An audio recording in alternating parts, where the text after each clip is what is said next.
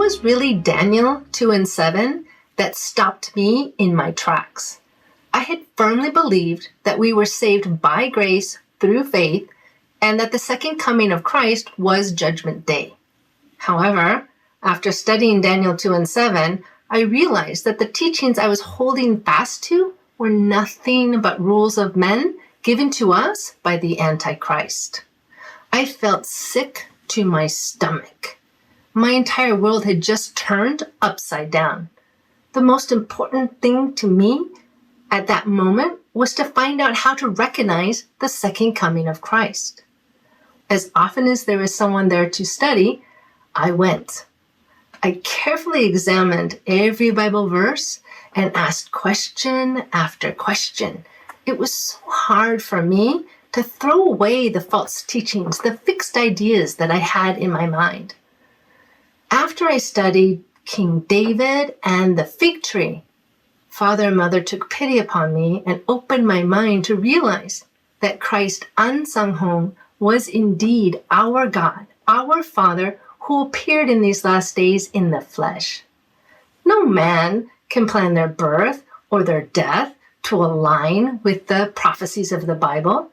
It is only God who controls history. It is only God who directs the events of the world.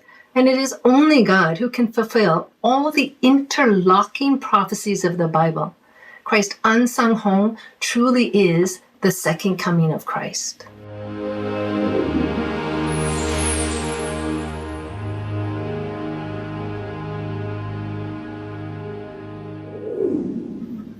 After knowing without any doubt that Christ unsung home is our God, the second coming Christ, I began to read the truth books.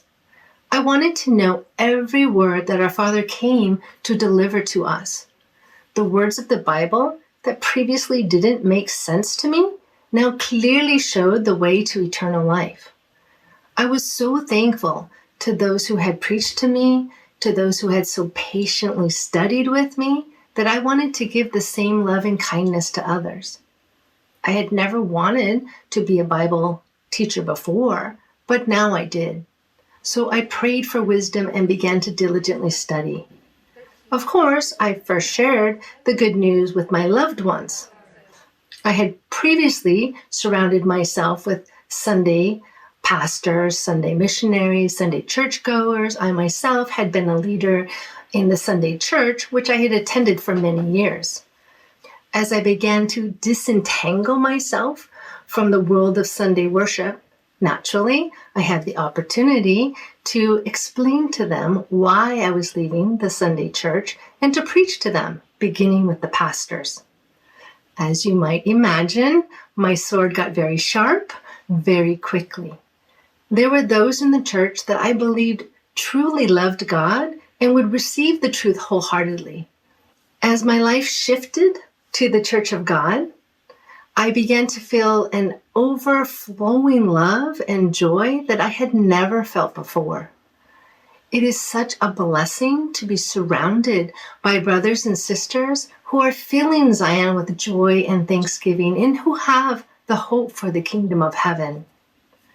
I sincerely want to thank Father and Mother for their coming, for calling us out of the darkness and allowing our eyes to see and our ears to hear these precious words that lead to eternal life.